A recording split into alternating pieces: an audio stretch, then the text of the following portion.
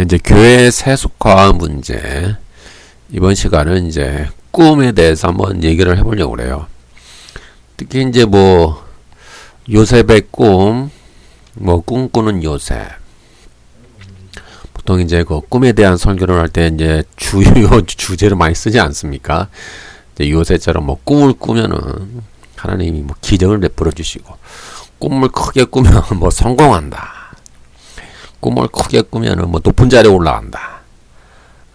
꿈을 꾸는 것만큼 출세도 하고 성공도 하고 뭐 큰 뭐 믿음의 위인이 될 수 있다. 그런 식으로 많이 하는 것 같아요. 근데 참 안타까워요. 근데 이게 사실 원래 그 요셉의 꿈, 그 요셉의 일생은 사실 그런 뜻은 아니거든요. 그러니까 요셉이 자기가 뭐 성공하기 위해서 자기가 뭐 큰 야망이 있어서 자기가 스스로 꿈을 꾼 게 아니에요. 하나님이 요셉에게 이제 앞으로 어떠한 일이 일어날 것이고, 요셉이 이제 어떠한 그릇, 하나의 그릇이죠. 하나의 도구. 그러니까 어떠한 도구로 쓰여질 것이다. 라고 하나의 어떠한 그런 뜻에서 환상을 꿈이죠, 꿈. 그러니까 꿈으로 보여주시는 거예요. 앞으로 미래에 이러한 일이 일어날 것이고, 너는 그러한 하나의 도구다. 그러니까 하나님의 구속사에 있어서 하나의 도구로 쓰여지는 그 요셉에 대해서 꿈으로 보여주시는 것이지, 요셉이 자기가 성공하기 위해서 어떤 꿈과 야망을 꾸고 그것이 이루어질 줄 믿고 열심히 뭐 기도하고 꿈꾸는 대로 이루어지기를 소망하고 그것을 의심하지 않고 믿어서 기도해서 그가 크게 성공하고 높은 자리에 올라가서 꿈을 성취했다, 이루었다, 그래서 하나님께 영광을 돌렸다 라고 해석하는 것은 그 넌센스예요. 예. 사실 요셉의 꿈에는 전혀 그런 얘기가 없어요. 예, 전혀 그런 얘기가 없어요. 그러니까 오늘날 이제 가장 큰 이 교회 세속화가 문제가 뭐냐면은 이 번영신학, 또 긍정의 믿음, 긍정의 신학, 뭐 적극적 신앙, 뭐 긍정의 신학, 그런 게 들어왔잖아요. 그래서 네가 믿는 대로 이루어진다. 네가 뭐 생각하는 대로 이루어진다. 네가 기도하는 대로 다 이루어진다. 이제 이게 사실 원래 성경에서 말하는 그 믿음과는 좀 달라요. 근데 그것이 이제 세속화됐다라고 하는 것은 그런 의미에서 변질이 되었다라는 거예요. 예를 들면은 하박국을 보면은 하박국에도 믿음이 나오잖아요. 근데 하박국의 배경을 보면은 그것은 이제 그 바벨론에 의해서 고통당하는 그 이스라엘 백성에 대한 이야기거든요. 근데 거기서 이제 의인이 고난을 당하면서 하나님께 물어보는 거예요. 하나님, 이 악인 바벨론을 통해서 이스라엘의 죄악을 심판하시는데 그 바벨론을 어떻게 하면 되겠습니까? 그랬더니 하나님이 그래, 바벨론은 악의 도구로 잠깐 쓰여질 뿐이고 그의 임무가 다 완수가 되면은 내가 다시 그 바벨론을 내가 심판하겠다. 그러니까 너는 그것을 의심하지 말고 믿어라. 그래서 하박국에서 오직 의인은 믿음으로 말미암아 산다라는 말이 등장하는 거예요. 그러니까 의인과 고난, 그런 배경 가운데서 하나님이 약속을 주시고 그 약속을 믿는 믿음이 성경에서 말하는 믿음이죠. 그 이사야서나 뭐 예레미야서나 에스겔서나 거의 문맥이 비슷해요. 그러한 이제 죄에 대해서 어떤 심판에 대한 그런 과정에서 의인은 죄와 싸우면서 또 하나님을 추구하면서 이 땅의 것을 추구하지 않죠. 그러면서 어떤 고난을 많이 당해요. 그런 가운데서 하나님이 자꾸 소망을 주시죠. 하늘의 소망, 하늘의 약속을 부어주시면 그것을 믿는 거예요. 예. 그러니까 무슨 차이점이 있는지 잘 아시겠죠. 내 소원과 내 생각과 내 야망과 내 꿈을 하나님한테 투영하는 게 아니에요. 하나님이 이루어 주실 줄 믿습니다 하는 것이 아니라 그 고난당하는 그 의인, 또 죄와 싸우는 그 의인, 이 세상의 어떤 부와 권력을 추구하지 않고 하나님의 것, 하나님의 약속, 하늘의 소망을 두고 살아가는 그 의인, 그 고난당하는 의인에게 주시는 그 약속을 주시거든요. 그것을 믿는 거예요. 그 약속을 부여잡고 의심하지 않고 매일매일 살아가는 그 신앙, 그것이 믿음이죠. 이제 그것이 이제 공감복음이 와도 비슷해요. 이제 공감복음에 오면은 주님이 바실레야 투데우, 바실레야 톤 우라논, 하나님 나라와 천국의 복음을 전하시면서 다 이제 초청을 하셨잖아요. 회개하고 믿고 하나님 나라에 들어와라. 그러면 하나님 나라에 들어와서 그들이 하나님의 다스림과 통치를 받아요. 그들이 치유가 일어나고 그들에게 용서, 회복, 자비와 궁열, 그다음에 용서, 구원, 하늘의 생명을 그들이 누리잖아요. 그러면서 그들이 요구하는 게 이거예요. 너희는 하나님의 약속을 믿고 이 땅의 것을 추구하지 말고 하늘의 것을 추구하라. 그리고 너희는 하나님 나라에서 고난을 받으며 하나님 나라에서 너희 자신을 낮추고 스스로를 너희가 섬기는 자가 되어라. 그리고 하나님의 뜻을 추구하고 하나님이 원하시는 삶을 살아라.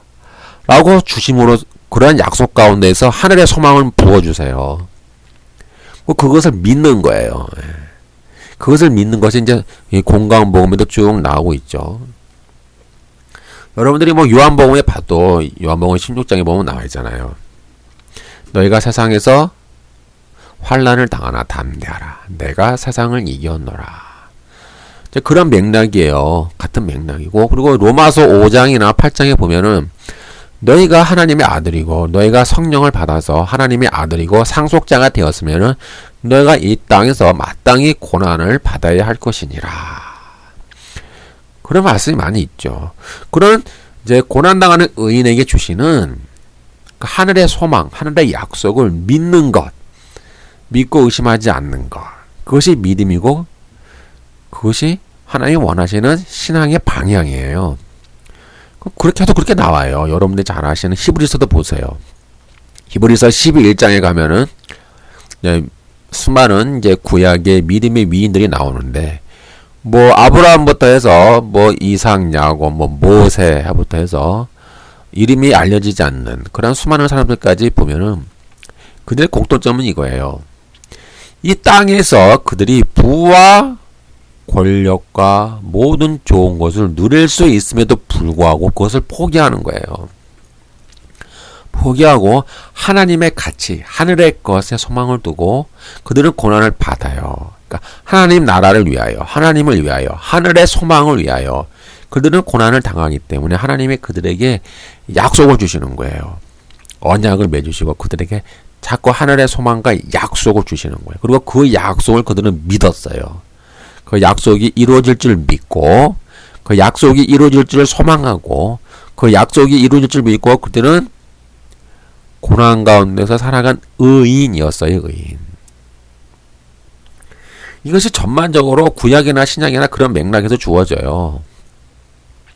그러니까 이러한 맥락을 이해하지 못하고 오늘날 그 제가 자꾸 비판하는 이유는 이 세속화가 되고 타락한 관점은 네가 원하는 대로 소망하는 대로 하나님께 기도해. 네가 기도하는 대로 하나님 다 소원해 주셔. 이루어 주셔. 더 큰 꿈을 꿔. 네가 원하는 큰 계획을 하나님께 이루어달라고 기도를 해. 그걸 소망을 꾸어. 환상을 가져. 믿음을 가져. 그러면 다 이루어 주셔. 상당히 위험한 신학이에요. 그러니까 제가 앞에서 말씀드린 이거는 고난 가운데서 고난당하는 이 의인이 이 세상의 땅의 부와 명예와 권력을 추구하지 않고, 여러분 모세를 보세요. 그 대표적인 예로 히브리서 11장에 보면은 모세 생애가 나오잖아요. 그 모세는 그 애굽의 그 왕궁에서 얼마나 많은 부와 권력과 명예를 누릴 수가 있음에도 불구하고 그것을 포기했잖아요. 포기하고 그들은 자기의 백성과 함께 고난받기를 주저하지 않았다. 모든 걸 포기했어요. 모세도 포기하고 그와 그는 하나님의 백성과 함께 고난받기를 주저하지 않았기 때문에 하나님이 그들에게 소망을 주시고 약속을 주시는 거예요. 이런 개념을 잘 아셔야 돼요.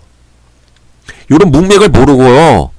뭐 기도하는 대로 다 이루어 주셔. 네가 믿는 대로, 네가 꿈꾸는 대로, 네가 소망하는 대로, 네가 환상을 갖는 대로 다 이루어 주셔라고 하면은 이것은 엄청나게 위험한 변질된 또 타락한 그런 위험한 세속화의 신학이 되는 거예요. 죄송합니다만 이게 또 뭐가 위험하냐면은 그렇게 우리가 이루어지지 않았잖아요. 그럼 우리를 뭐라고 그러냐면은 네가 기도를 많이 못해서 그래. 네가 믿음이 없어서 그런 거야. 네가 기도하지 않았고 네가 믿음이 없어서 네가 그렇게 이루어지지 않은 거야. 그건 자기 자신을 자꾸 자책을 해요. 하나님, 나는 믿음이 너무 없나 봐요. 내가 기도를 많이 못했나 봐요. 다른 사람을 보니까 다른 사람은 잘 이루어지거든요. 그러면은 저 사람은 뭐 너무 믿음이 좋은가 봐. 저 사람은 너무 기도를 열심히 했나 봐. 나보다 뭔가 다른 특별한 것이 있나 봐. 그러니까 서로 비교가 되면서 자기 자신에 대한 신앙이 죽어가요. 영원히 죽죠. 그래서 비교하는 신앙. 누구는 어떻게 됐고 너는 왜 못 됐니? 너는 왜 그렇게 안 됐니? 너는 믿음이 없어서 그런 거야. 너는 기도를 많이 안 해서 그런 거야. 이러한 잘못된 신앙의 관점이 교회에 맞고 들어오는 거예요. 그래서 많은 사람들에게 상처를 주죠. 이것이 무엇이냐면 타락한 신학적 관점이 되는 거예요. 여러분이 잘 아시는 그 요한계시록도 보면은 그것도 고난당하는 교회에게 주시는 메시지 아닙니까? 고난하는 교회.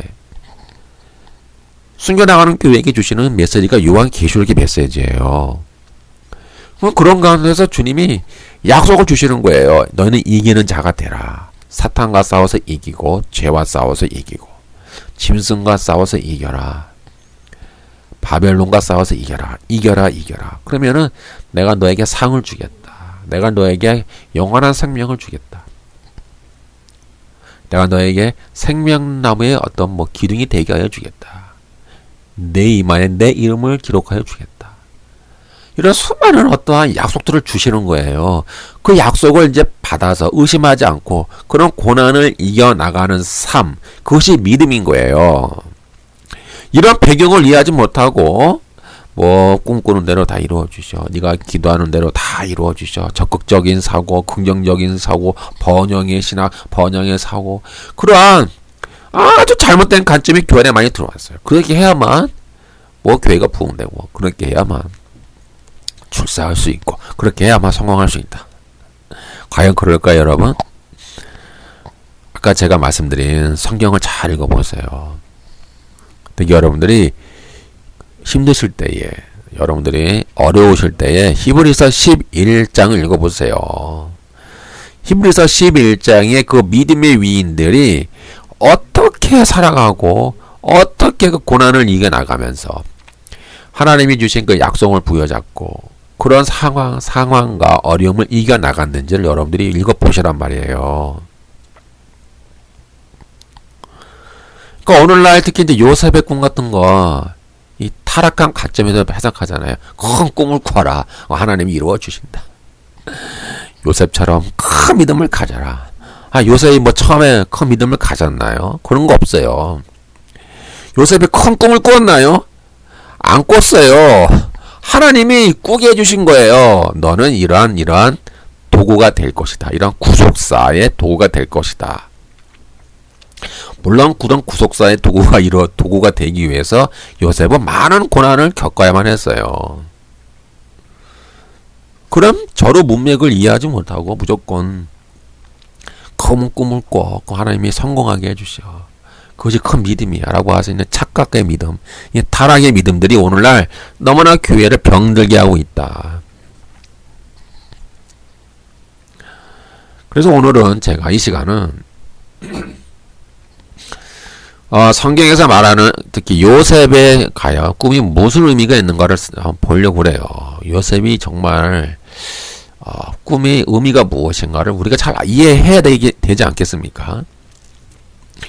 근데 먼저 배경을 아셔야 돼요. 배경이 어디가 있느냐? 그러면은 먼저 하나님이 그 갈대아 우르의 타락한 우상 숭배의 지에서 아브라함을 택하시고 부르셔서 가나안 땅으로 인도해 해 주셨고 그에게 이제 복을 주시면서 자손이 번성하고 가나안 땅을 이제 선물로 주겠다라고 하는 어떤 약속을 언약을 맺게 되죠. 아브라함과 하나님이. 그런데 하나님이 그 창세기 15장에 가면은 아주 의미심장한 말씀을 한 가지 하세요. 그것은 아브라함의 후손이 애굽에서 430년 동안 종살이 할 것이다 라는 어떤 계획이 있었어요. 이것은 어떤 죄 때문에 그런 것도 아니고 죄에 대한 벌이 아니라 그냥 하나님이 너의 후손이 내가 너의 후손을 내가 번창케 해줄 텐데 너희 후손이 애굽에 내려가서 430년 동안 종살이 할 것이다. 이렇게 이제 갑자기 말씀을 하시는 거예요. 창세기 15장 13절. 여호와께서 아브라함에게 이르시되 너는 반드시 알라. 내 자손이 이방에서 객이 되어 그들을 섬기겠고 그들은 400년 동안 내 자손을 괴롭히리니. 여기서 400년이지만 또 출애굽기 12장 40절에 의하면 또 430년이라고 나와요. 그러니까 대략 그렇게 맞추시면 됩니다. 그냥. 창세기 15장 14절부터 16절.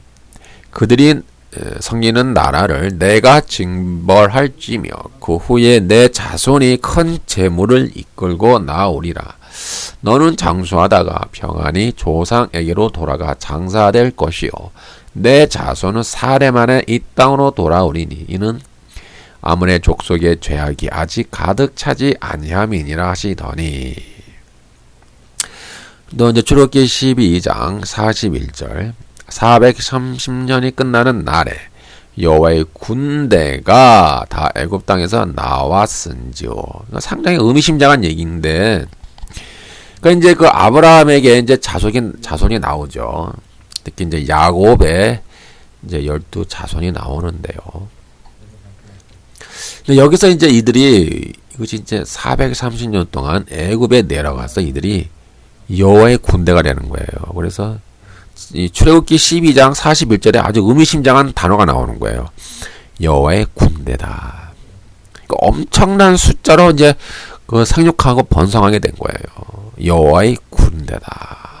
하고 또 한 가지는 아직 아모리 죄악이 아직 가득 차지 않았다. 그래서 이제 아모리 그 가나안 족속의 죄악들이 이제 가득 찰 때까지를 기다리시는 것 같아요.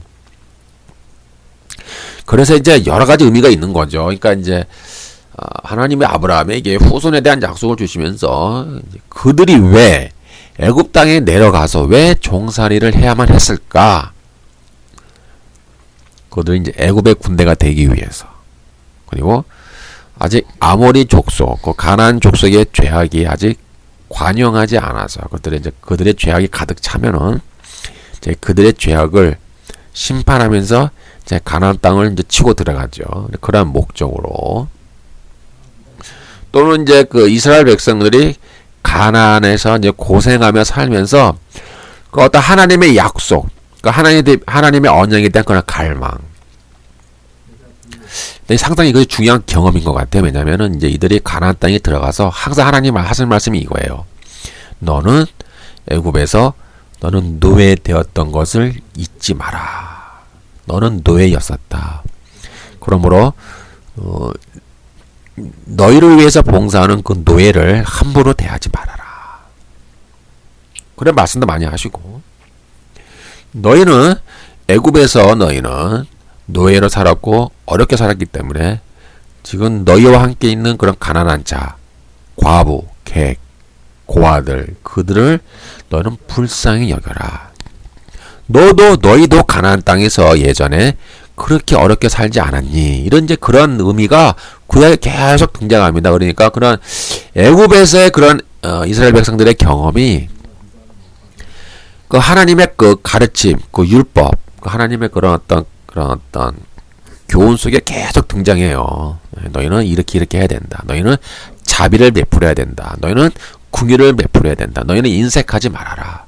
너희의 재물과 너희의 소산을 가난한 자를 위해서 베풀어라. 너희도 애굽에서 그렇게 살지 않았느냐? 그러면 내가 너에게 더 많은 은혜와 복을 주겠다. 그런 복에 대한 약속이 많아요. 예. 남의 가난한 자에 대한 구제, 어려운 자에 대한 돌봄, 그런 이제 자비와 궁일의 마음을 베풀었을 때 하나님이 복에 대한 약속을 아주 많이 해주시거든요. 상당히 이런 애굽에서의 경험이 많은 어떤 그런 이제 그 신학적인 그런 기반이 돼요. 아마도 그 가나안 땅에 계속 살면은 좋지 않았을까라고 우리가 인간적으로 생각할 수도 있겠지만은 이제 당시에 가나안 땅은 이제 여러 부족으로 나뉘어져 있었어요. 그리고 상당히 전쟁이 많았죠. 부족 전쟁이 많았고 또 그곳은 상당히 어떤 성적인 타락 때문에 어떤 우상 숭배 또 인신 제사와 같은 악한 풍습들이 있었어요. 그래서 이스라엘은 철저히 그런 가나안 부족들과 종교, 문화, 풍습들과 분리되어서 그들이 이제 이렇게 여호와의 군대로 크게 어떤 번성할 수 있는 어떤 뭐라고 해야 될까요? 뭐 자궁이라 해야 될까요? 표현이 좀 그런데 아기가 태어나야만 하는 어떤 자궁의 역할을 하나님께 임시적으로 이제 애굽을 택하셨다라고 우리가 볼 수가 있습니다.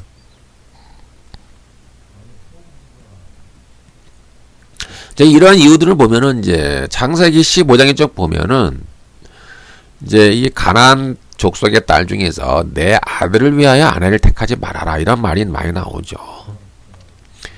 그래서 이제 그 야곱도 저기 삼촌을 라반의 집까지 갔고 또 이삭도 마찬가지로 자기 아내를 이제 그런 이제 인척 관계를 통해서 이제 얻게 되었죠. 하여튼 이 가나안 족속의 문화와 단절이 돼야 됐고 이제 그러한 가나안 족속의 딸들과 결혼하지 말아라 이제 그런 가르침들이 많이 나와요.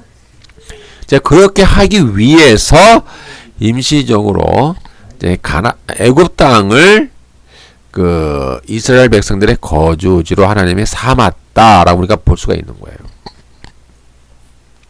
그래서 하나님은 이제 그들의 어떤 고난을 통해서 상당히 많은 고난을 당하지 않습니까? 여러분들이 이제 모세의 출생을 보면은 이제 너무 그들이 숫자가 번성하니까는 남자 아이들이 태어나면 죽이잖아요. 예. 그런 죽이는 가운데서 이제 어렵게 태어난 사람이 모세죠. 예. 그런 어려운 상황 속에서 고난을 많이 당했어요. 이스라엘 백성들이. 그래서 이들이 이제 훈련 받는 거예요. 여호와의 군대로 만들어지기 위해서 단련되고 훈련되어져 가는 하나의 과정이었다라고 보시면 되고요. 그런 말하면 이제 그들이 시간이 딱 차면은 이제 가나안 족속의 죄악이 관영할 때에 그들을 심판하면서 그 가나안 땅을 이스라엘 백성들에게 주시고자 이제 하나님이 이제 작정하신 것을 우리가 볼 수 있어요. 특히 여러분들이 잘 아시는 아주 그 사악한 종교가 있지 않습니까? 바알 숭배, 바알신. 사실 이 바알은 이제 어떤 바람의 신이죠. 바람의 신, 비의 신, 그다음에 풍요의 신이에요. 그런데 상당히 비열한 인간입니다. 그들의 이제 우상 그 바알과 바알의 아버지. 이들의 이제 종교와 문화를 보면은 이제 이 어떠한 이제 이들의 문화가 우상신, 또 불결한 여신, 또 뱀, 비둘기, 또 황소의 우상, 기타 이제 여러 가지 더러운 자연물에 대한 숭배에 대한 이제 그런 상당히 이제 그 우상 숭배에 대한 문제가 많이 있었고, 이제 바알의 아버지가 이제 엘이죠. 이제 판테온의 주신 엘은 탐욕의 신이에요. 탐욕, 비천하고 난폭하고 범죄 또 사람을 죽이고 살인하는 그런 엘입니다. 엘. 그럼 피비린내 나는 폭군이에요. 그런 아버지의 왕위를 빼앗고 사랑하는 아들을 죽이고 또 딸의 목을 베는 그런 어떤 신입니다. 이러한 폭행에도 불구하고 엘은 해의 아버지 그리고 인간의 아버지라 불리어 어떤 제신의 조상이 되었고, 가나안 사람이 이제 그 일반적으로 숭배한 바알이 나오죠. 바알은 이제 그 엘의 아들이에요. 그러니까 이렇게 서로 이제 어떤 매춘부, 어떤 성적인 타락, 어떤 매춘부, 어떤 부도덕, 부패, 더러움의 상징이 됩니다. 그래서 그들이 그런 이제 가나안 족속과 분리가 되어져야 할 필요가 있었고, 그들이 드디어 이제 여호와의 군대가 되어서 애굽을 나와서 이제 그 가나안 땅을 이제 정복하게 되죠. 이러한 말씀이 많이 나와 있어요. 레위기 20장 23절. 너희는 내가 너희 앞에서 쫓아내는 족속의 풍속을 따르지 말라. 그들이 이 모든 일을 행함으로 내가 그들을 가증히 여기노라. 이런 상당히 하나님은 이제 가나안 족속의 종교와 문화들에 대해서 아주 부정적이었다라고 우리가 볼 수가 있죠. 그래서 하나님은 이제 직접 가나안 족속을 심판하실 것이고, 그 심판의 도구가 바로 이스라엘 백성, 여호와의 군대, 이스라엘 백성이 되는 거예요.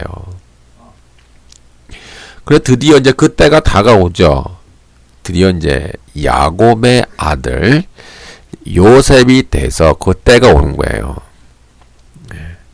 그럼 이제 요셉으로 돌아오겠습니다. 그럼 요셉은 이제 태어나고 이제 청년으로 성장하게 되었죠. 요셉은 아마 잘 몰랐을 거예요. 어떤 약속이 있었는지는. 드디어 이제 요셉이 성장하자 아브라함에게 말씀하셨던 그 예언이 이제 성취를 이루고자 기지개를 펴게 돼요.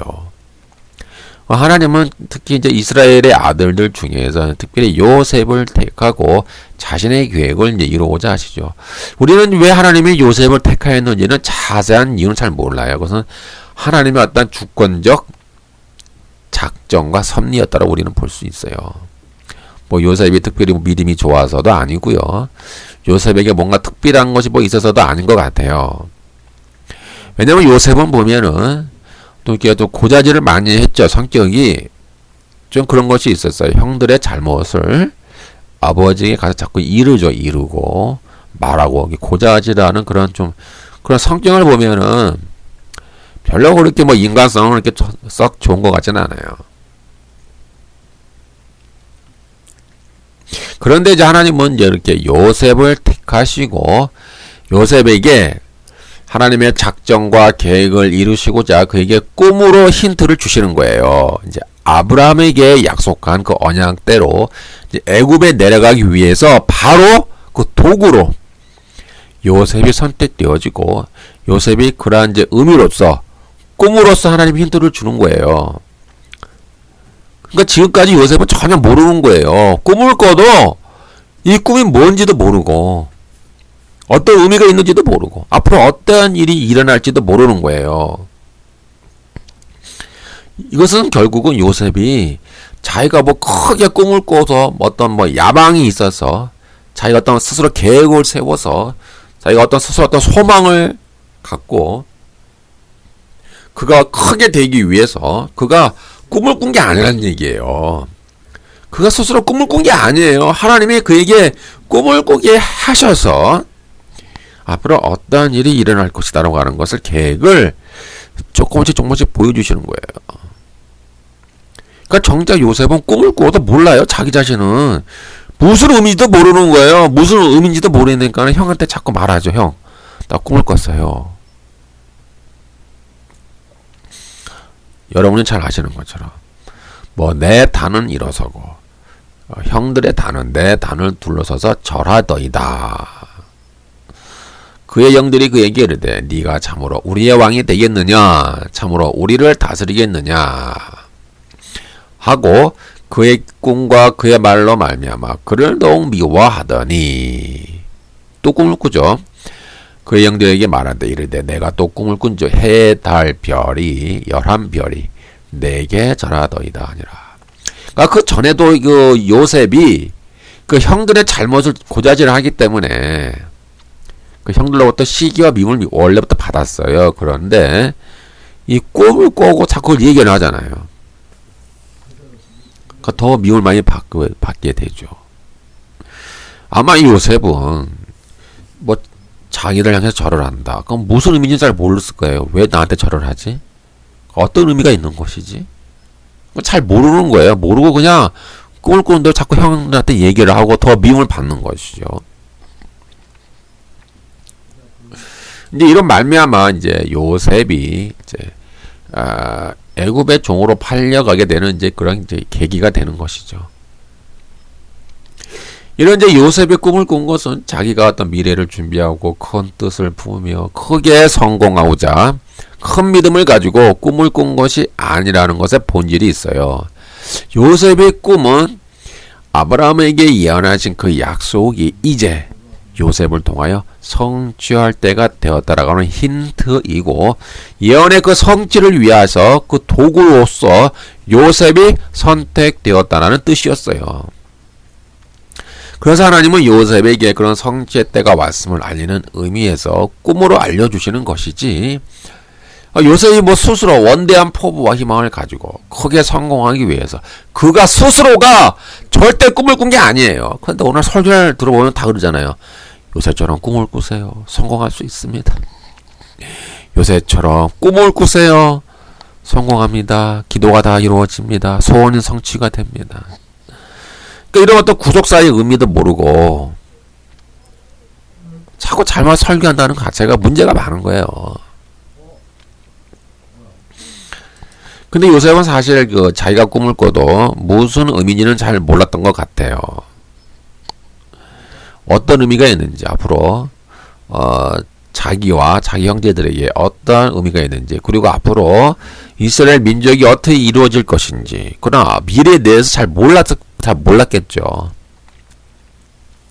그래서 이제 요셉은 이제 애굽의 종으로 팔려 내려가면서 많은 죽을 고비를 넘기잖아요. 이때부터 고난의 시작이죠. 저도 이런 예상을 못한 거예요. 요셉은 자기가 뭐 종으로 팔려갈 형에 의해서 죽임을 당하면서, 아니 죽음의 어떤 위험, 어떤 죽음의 위험에 닥치면서, 또는 어떤 종으로 팔려가면서 또 애굽에 내려가서 또 애굽에서 또 수많은 위험, 또 수많은 죽을 고비를 넘겨가면서 이런 많은 고생을 할 줄은 요셉조차도 자기가 전혀 예상하지 못했던 거예요, 사실은.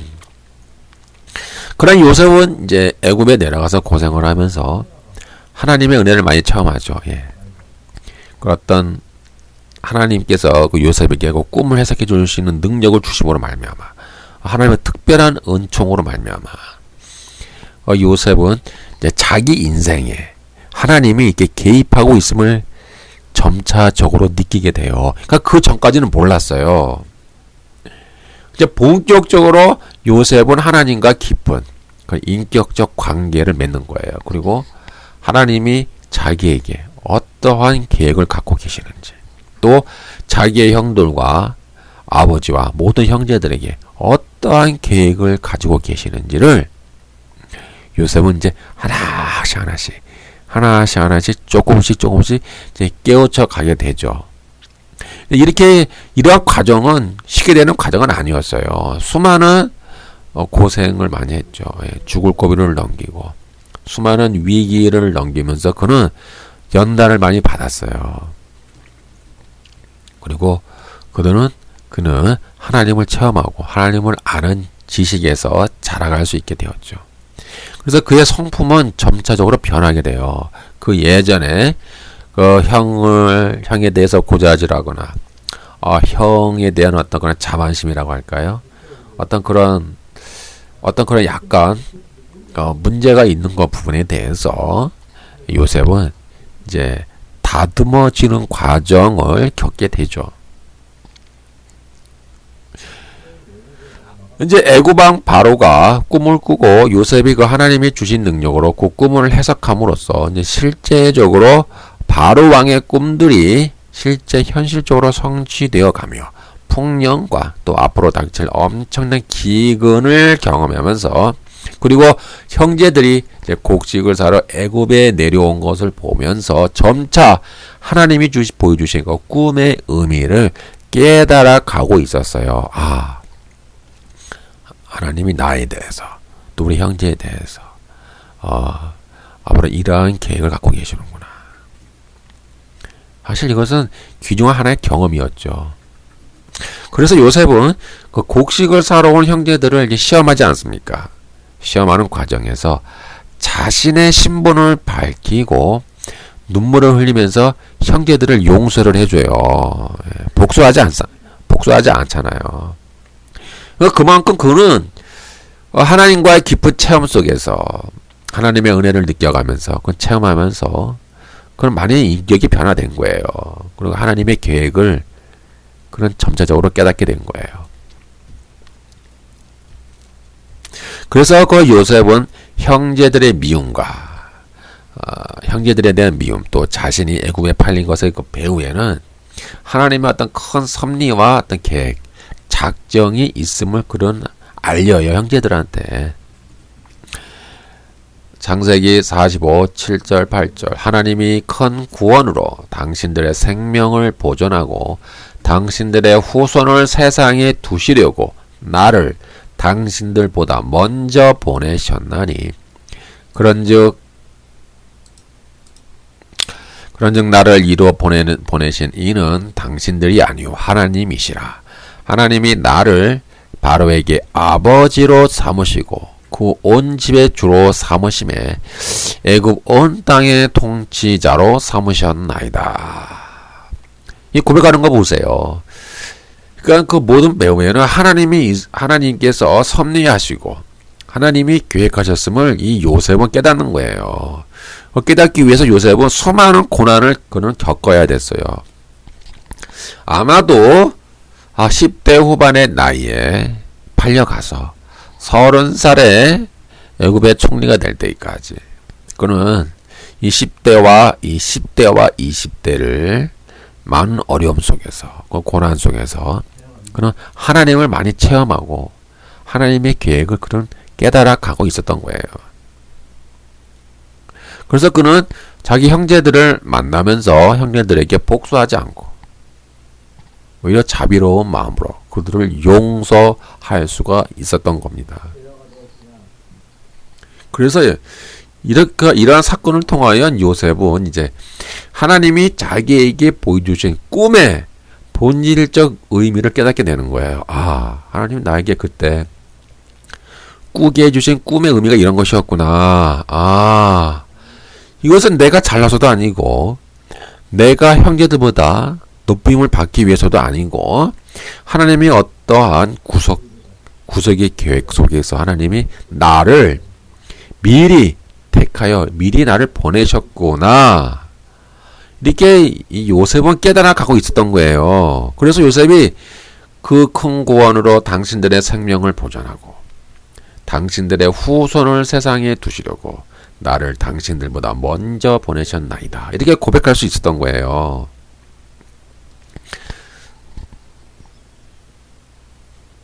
이러한 하나님의 뜻을 깨닫는 데에는 요셉에게는 많은 시간과 아픔을 통과해야 됐어요. 그냥 주어지는 것은 아닙니다.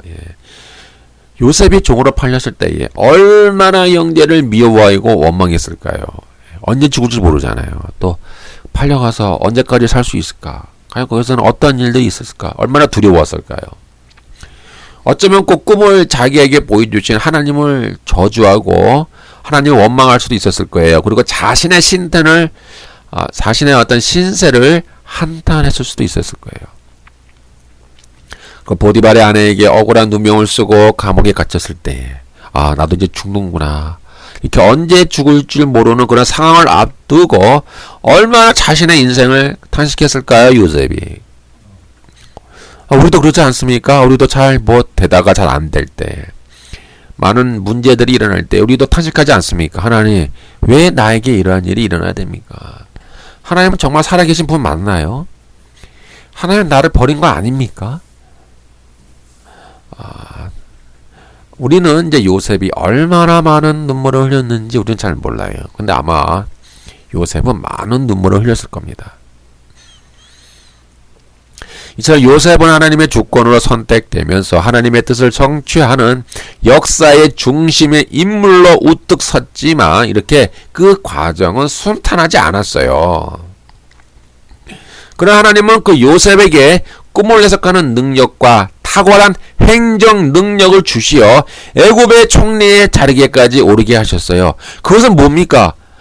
내가 잘나서 그랬구나. 내가 잘나서 나에게 특별함이 있어서가 아니라 하나님이 나를 이런 자리까지 나를 올라가게 하심으로써 우리 형제들에게 대한 하나님의 어떤 계획이 이루어지는구나라고 요셉은 보는 거예요. 그의 시야가 더 넓어지는 거예요. 보통 사람 같으면은 야 내가 잘나서 내가 어떤 특별함이 있어서 내가 총리가 되었지. 이제 잘 먹고 잘 살면 된다. 땅 사고 집 사고 돈 많이 모아서 이제 행복하게 살면 된다라고 보통 사람은 다 생각했을 거예요. 아마도. 그러니까 요셉은 그런 관점이 아니에요. 이제는 그의 시야는 더 넓어졌어요. 아, 하나님의 구속의 계획이 있기 때문에 그렇구나. 나를 여기까지 올라오게 하신 분은 하나님이시구나. 이러한 관점을 가지셔야 돼요, 여러분들도. 요셉이 이런 수많은 시간을 통해서 이러한 믿음의 자리에까지 요셉은 올라오게 되었던 겁니다. 요셉은 자신의 능력이 자신의 것이 아니라 하나님께로부터 온 하나님의 귀한 선물임을 깨닫고 그는 믿음의 자리에 굳게 서요. 그는 하나님이 자기 자신을 버리지 않고 끝까지 함께 계셨고 자기의 인생을 끝까지 관여하심을 보았기 때문에 요셉의 마음은 형제들을 향한 원망과 미움을 묻어버리고 점점 여유로워지고 하나님을 향한 믿음이 더욱 굳건히 서게 됩니다. 모든 위기의 순간마다 모든 위기의 고비고비마다 하나님이 개입하시고 자신을 이끌어 가심을 체험하면서 요셉은 하나님이 자기 자신을 통해 이루시고자 하는 원대한 계획과 뜻이 있음을 깨닫게 되는 거예요. 그래서 요셉과 형제들을 만났을 때 복수를 하지 않는 거예요. 하나님의 작정과 주권의 그 큰 틀 안에서 자신의 인생과 형제들의 운명을 너그럽게 바라볼 수 있는 믿음의 시야가 열려지게 되는 거예요. 그래서 요셉은 형제들을 용서할 수 있게 되는 자리까지 가게 되는 것이죠. 애굽에서 이제 곡식과 선물을 가지고 돌아온 아들들이 다 보고하지 않았겠어요? 요셉이 살아 있습니다. 야곱은 이제 애굽으로 이제 내려가기를 주저합니다. 애굽에 내려가면 또 무슨 일을 당할까? 겁나지 않겠어요? 옛날에 과거에 자기 할아버지 아브라함이 가뭄을 피해 애굽에 내려갔다가 큰 낭패를 당할 뻔했죠. 애굽은 우상 숭배의 지이고 거기는 낯선 곳이에요. 아는 사람도 없고 위험한 곳이었기 때문에 가기를 주저했습니다. 그러나 하나님은 꿈속에서 야곱에게 나타나셔서 말씀하세요. 창세기 46, 2절에서 4절. 그 밤에 하나님이 이상 중에 이스라엘에게 나타나 이르시되 야곱아 야곱아 하시는지라. 야곱이 이르시되 내가 여기 있느니라 하매 하나님이 이르시되 나는 하나님이라 내 아버지 하나님이니 애굽으로 내려가기를 두려워 말라. 내가 거기서 너로 큰 민족을 이루게 하리라. 내가 너와 함께 애굽으로 내려가겠고 반드시 너를 인도하여 다시 올라올 것이며 요셉이 그의 손으로 내 눈을 감기리라 하셨더라. 이렇게 하나님의 어떤 약속을 받고서야 이제 이스라엘, 그 야곱이죠. 야곱이 이름이 이제 이스라엘로 바뀌었으니까. 그 야곱이 드디어 모든 가족을 데리고 드디어 애굽으로 내려가서 정착하게 돼요. 이런 말미암아 아브라함에게 약속하셨던 또 예언하셨던 그 하나님의 섭리와 뜻이 요셉과 야곱을 통해 드디어 성취가 되는 거예요. 창세기 47장 27절 이스라엘 족속이 애굽 고센 땅에 거주하며 거기서 생업을 얻어 생육하고 번성하였더라. 생육하고 번성하였더라. 이것이 하나님의 뜻이고 이것이 드디어 요셉을 통하여 그리고 야곱을 통하여 이제 성취가 되는 거예요. 이제 결론을 내릴게요. 자, 이제 이처럼 요셉의 꿈의 의미는 무엇인가? 이제 요셉은 그가 섬긴 바로의 집 일에 열심이었어요. 그러나 신앙이 틀리잖아요. 그의 신앙은 이제 애굽 사람에게 동화되는 것을 허락하지 않았어요. 이것은 이제 다니엘과 좀 비슷한 것 같아요. 다니엘이 바벨론 또 페르시아의 총리가 되었지만은 이제 그들의 문화, 그들의 종교에 동화되지 않은 것처럼 요셉도 아마 이제 그럴 것이다라고 우리가 볼 수 있어요. 이제 그는 이제 바로가 준 온 제사장의 딸 아스낫을 아내로 맞아 두 아들을 얻었어요. 장남은 므낫세, 잊어버림. 이것은 무엇입니까? 뜻이 하나님이 나로 나의 모든 고난과 나의 아버지의 온 집의 일을 잊어버리게 하셨다 했고, 이제 둘째 아들은 에브라임, 창성함이죠. 창성하다. 하나님이 나로 나의 수고한 땅에서 창성하게 하셨다. 이것은 무슨 얘기냐면 그의 이제 자녀들의 이름을 통하여 그의 신앙 고백을 하는 거예요. 요셉이.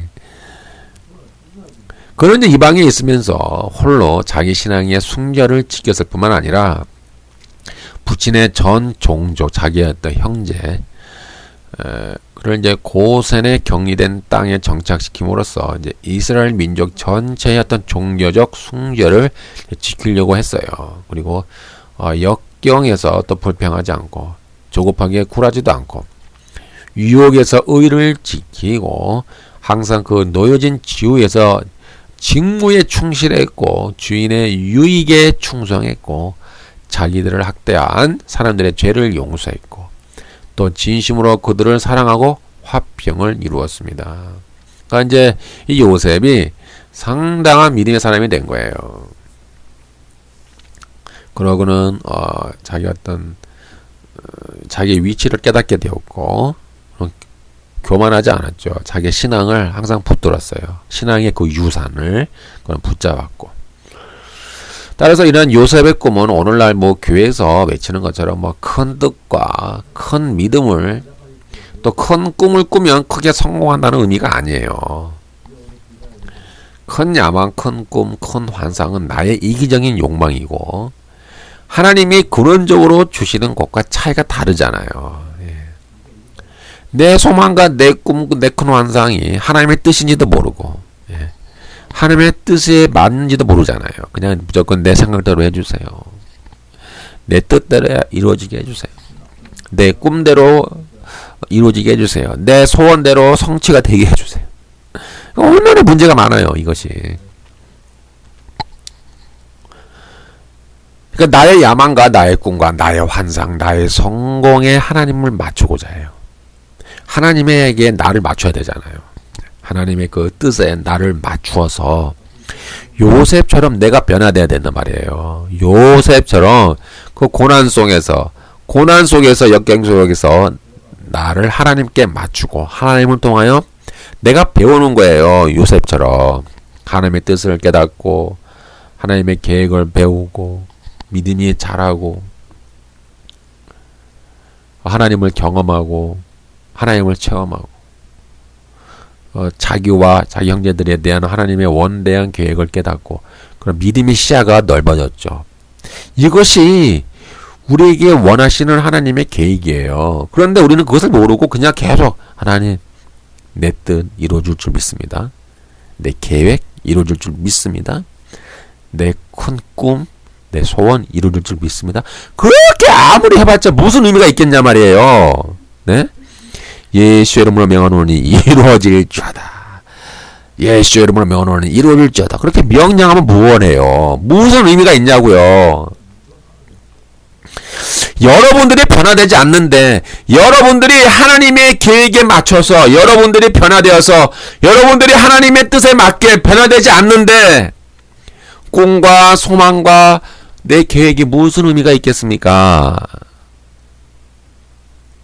여러분들이 먼저 변화돼야 돼요. 요셉처럼 요셉의 꿈이 우리들에게 어떤 의미를 주는지를 잘 보시란 말이에요.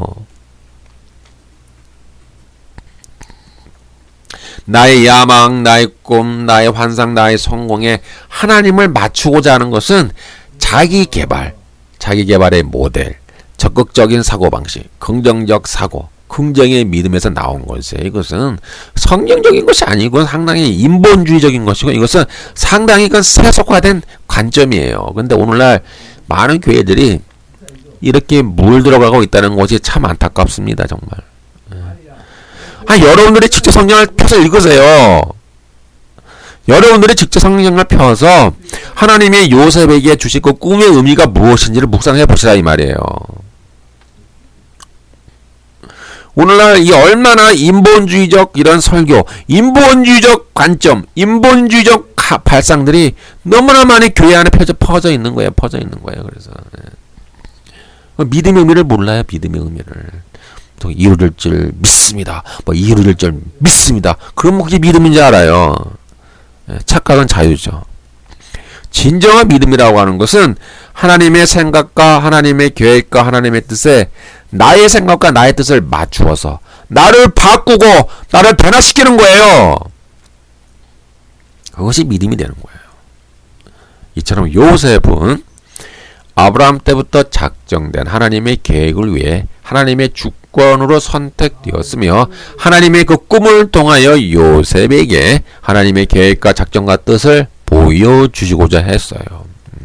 요셉은 하나님으로부터 꿈을 통해 하나님의 계획과 뜻을 받았지만 그 의미를 깨달을 때까지는 수많은 고통과 어려움의 시간을 헤쳐나가야 했습니다. 여러분들은 그럴 자신이 있습니까? 여러분들도 그런 어떤 자세가 되어 있느냐 이 말이에요.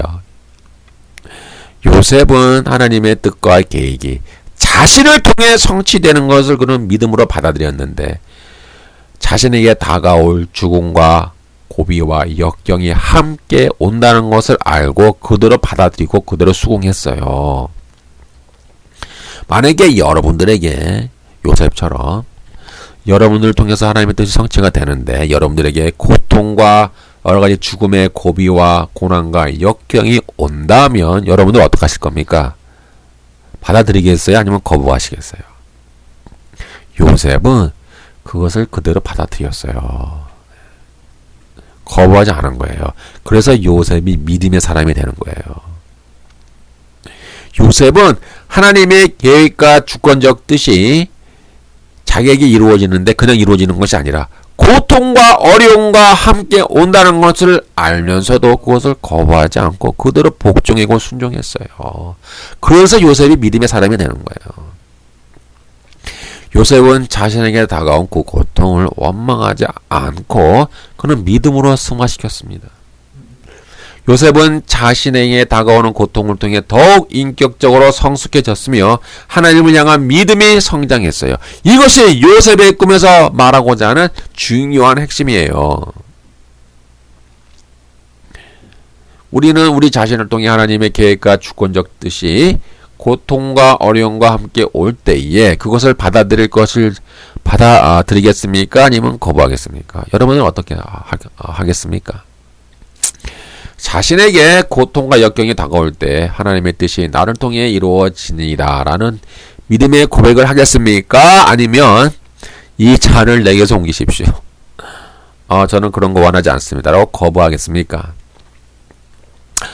여러분들은 우리들의 믿음은 이게 문제예요. 모든 교회 안에 믿는 자들의 문제는 이거예요. 달면은 하나님을 찾아요. 달면 맛이 있고 달면은 하나님을 찾고 쓰고 맛이 없고 고통스러우면은 하나님을 버리는 거예요. 우리는 하나님을 찾지 않아요. 그것이 우리들의 얄팍한 믿음이 되는 거예요. 우리의 문제는 무엇이냐면 입술로는 주여 믿습니다. 이루어질 줄 믿습니다. 할렐루야. 아멘. 이렇게 찾지만 정작 하나님의 뜻이 고통과 함께 나에게 찾아올 때 우리는 할렐루야 아멘 할 자들이 얼마나 있겠습니까? 다시 말씀드리면 요셉의 꿈의 핵심은 하나님의 뜻이 고통과 함께 주어질 때에 그것을 거부하지 않고 나를 통해 이루어지니다 라고 진정성이 있는 신앙의 고백이 있는 거예요.